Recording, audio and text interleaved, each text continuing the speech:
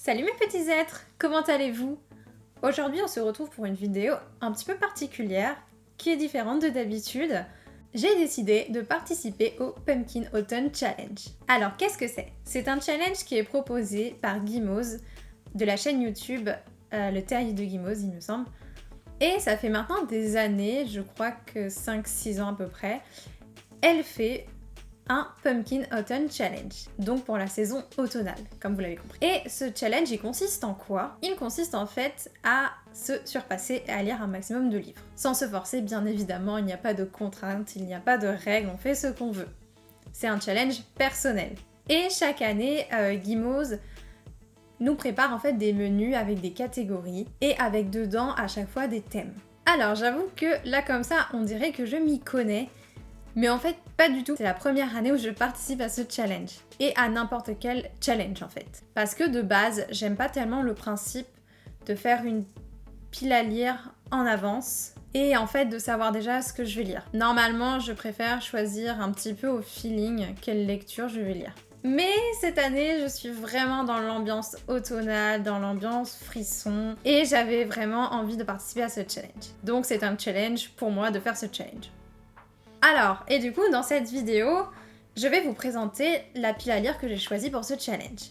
Alors, j'ai quand même réussi à mettre au moins un livre dans chaque catégorie, car j'ai décidé du coup de faire les 4 menus, et en fait, dans chaque menu, vous avez des catégories, il y en a 3 ou 4 il me semble, et j'en ai au moins mis un dans chaque. Alors, je vous avoue qu'il a fallu pas mal de réflexion sur certaines, parce qu'il y avait des thèmes, c'était un petit peu difficile de les accorder avec des livres que j'avais déjà. Donc, j'ai choisi des livres.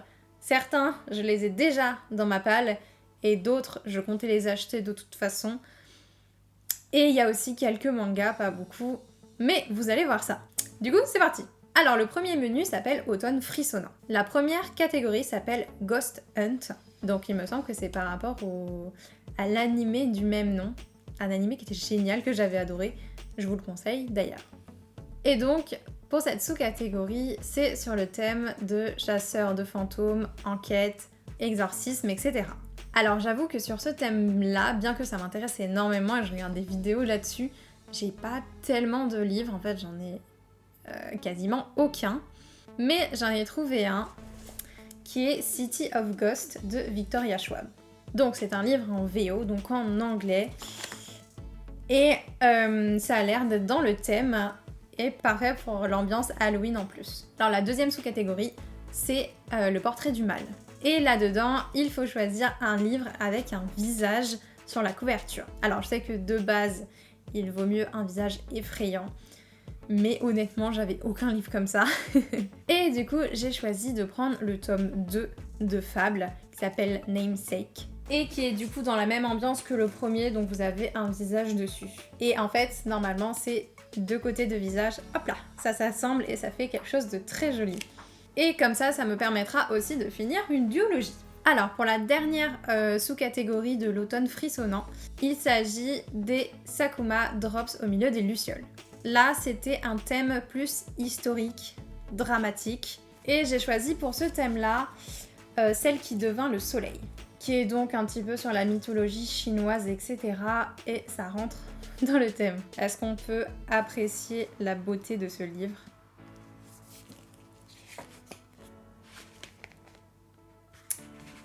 Franchement, j'adore.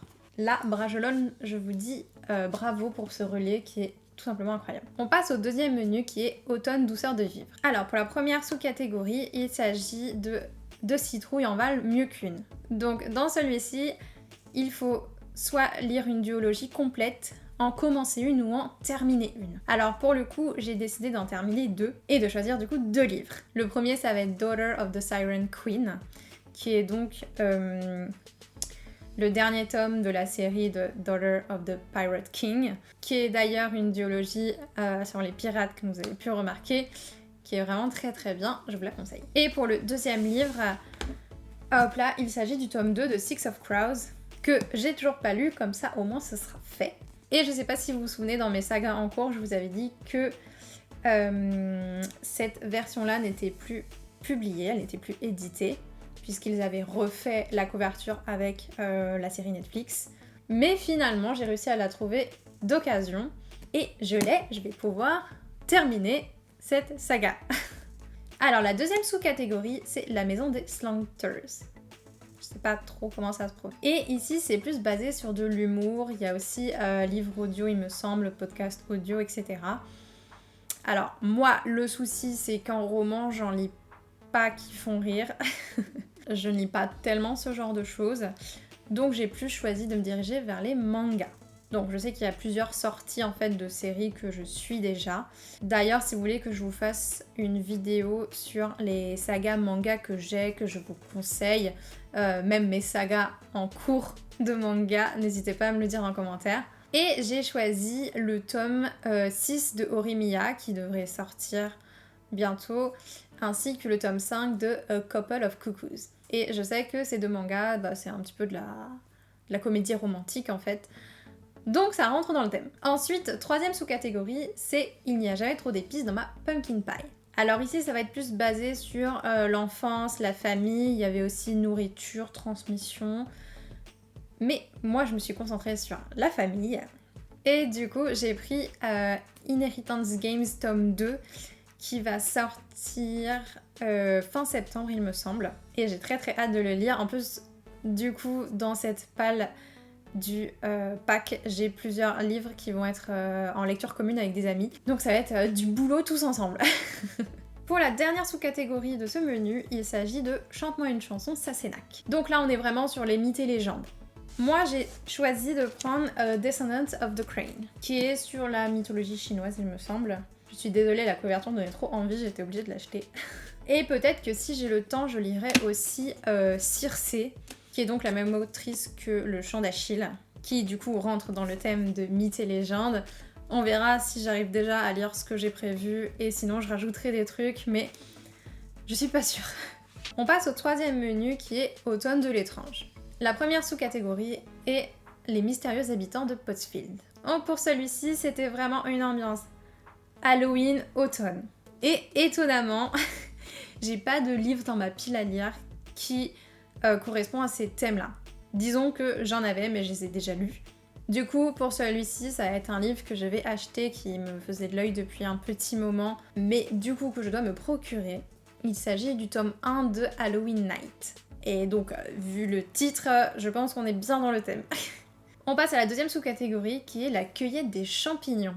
Alors ici, ça va plus être la forêt, la récolte, le petit peuple, etc. Donc moi, en termes de roman là-dessus, j'avais rien qui correspondait. Et j'ai dû me rabattre du coup du côté des mangas. Et même en réfléchissant un petit peu, j'en trouvais pas. Mais finalement, je suis en train de lire... Enfin, j'attends le prochain tome du coup qui va être dans la pack, qui va être le tome 4 de l'Éden des sorcières. Franchement, si vous connaissez pas, c'est un très bon manga. Et il est vraiment dans l'ambiance forêt, sorcière, qui fait des potions, avec beaucoup de détails sur les paysages, etc. Donc pour moi, ça rentre parfaitement dans ce thème. Troisième sous-catégorie, il s'agit de In the Dark I Hear a Call. Alors pour celui-ci, il y avait énormément de thèmes qui étaient pouvoir, destinée, loyauté, dark fantasy, etc. Et ça rentre parfaitement dans le thème de la loyauté, la quête, le pouvoir. Donc c'est bon. Et le deuxième livre, ça va être le tome 6 de Nefasta qui s'appelle Sous. Donc je suis super en retard sur cette saga qui est l'une de mes préférées. J'ai trop hâte de lire la suite. Et ça rentre aussi bien évidemment dans les thèmes de pouvoir, quête, etc. Pour la dernière sous-catégorie de ce menu, excusez-moi, je vais lire parce que le nom est un peu long. Soit vent, rêve, cendre et néant, soit nuit, noire à mes souhaits. Donc pour celui-ci, ça va plus être un thème un petit peu gothique, de contes, de sorcières, disparitions, etc. J'ai aussi 2 romans pour cette sous-catégorie, dont l'un que je n'ai pas encore qui va sortir en septembre, qui est Blood and Honey. C'est donc le tome 2 de Serpent and Dove. Ça parle de sorcières, je pense qu'on est dedans. Et le deuxième, il s'agit des cris à glacer le sang. Alors oui, si vous me connaissez maintenant, je l'ai clairement acheté juste pour la couverture, parce que c'est un relié et parce qu'il a des pages colorées. Merci Bayard de faire ce genre de livre. Et je pense que j'ai même pas besoin de me justifier de pourquoi il rentre dans le thème. La couverture parle à elle toute seule. Et on finit avec le dernier menu qui est automne rayonnant. La première sous-catégorie s'appelle We're all born naked and the rest is drag, qui a comme thème l'inclusivité, l'amour de soi, LGBT+, vous avez compris. Et pour celui-ci, j'ai choisi de prendre Prince Captif, qui rentre du coup dans le thème de LGBT+. Et ça, c'est une série, donc je crois que c'est une trilogie.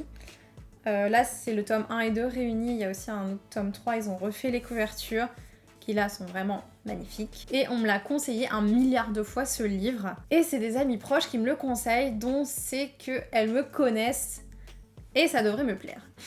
La deuxième sous-catégorie, c'est You Cannot Eat the Money. Et là, les thèmes, c'était science-fiction, écologie, post-apocalyptique. Et franchement, pour ce thème-là, je me suis dit, je vais jamais trouver quelque chose. Je ne lis jamais de science-fiction. Je ne vais rien avoir qui va correspondre. Mais finalement, j'en ai trouvé un, qui est Cogito de Victor Dixon. Qui, il me semble, c'est un petit peu justement post-apocalyptique, science-fiction, donc normalement on va être bon. Alors je vais faire mon mini coup de gueule parce que j'étais dégoûtée. En fait celui-ci je l'ai acheté au salon du livre de Montreuil de l'année dernière. Donc je l'ai acheté sur le stand de Robert Laffont. Et en fait je l'ai vu que quand j'étais chez moi parce que j'étais tellement dans l'ambiance et excitée etc. que j'ai pas prêté attention. Mais en fait, le livre qu'ils m'ont donné, il est éclaté. Je sais pas si vous pouvez voir, en fait, il est déchiré juste ici. Et là, il est plié. Du coup, je ne suis que déception. Mais bon, mis à part ça, je me doute que ça va être génial puisque c'est Victor Dixon. Donc, hâte de le lire aussi.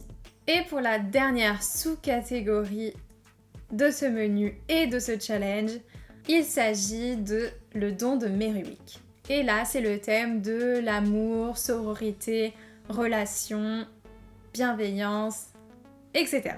J'en ai choisi 2 qui rentraient dans ce thème. Alors j'ai l'impression que en fait, il y a à peu près tous les romans qui rentrent dans ce thème parce que amitié, amour, relation, en fait, tout peut rentrer. Et j'ai choisi Le jour où le soleil ne s'est plus levé, qui est donc le tome 2. Alors je pense que c'est une duologie. Et le premier tome, c'était La nuit où les étoiles se sont éteintes. Donc j'avais adoré le premier tome et j'espère que celui-ci est tout aussi bon. Mais je n'en doute pas puisque c'est Neil Gaiman, donc normalement tout va bien. Et l'autre livre que j'ai choisi, c'est le tome 2 de Vampire Academy. Puisque j'avais bien aimé le tome 1 qui était ma foi fort sympathique. Et j'ai hâte de voir comment ça va évoluer. Donc voilà, c'était ma pile à lire pour le Pumpkin Autumn Challenge. J'ai super hâte d'y participer, de commencer ce challenge, de découvrir un petit peu comment ça fonctionne, de faire mes lectures communes avec mes amis. Bref, je suis hyper excitée par ce concept qui est une première fois pour moi et j'espère qu'on pourra en parler sur les réseaux sociaux pour échanger et se motiver. En tout cas, merci d'avoir regardé cette vidéo. N'hésitez pas à la liker, à commenter, à vous abonner, à la partager. Allez voir mon compte Instagram qui est en barre de description comme d'habitude. Et on se dit à bientôt pour une nouvelle vidéo. Ciao!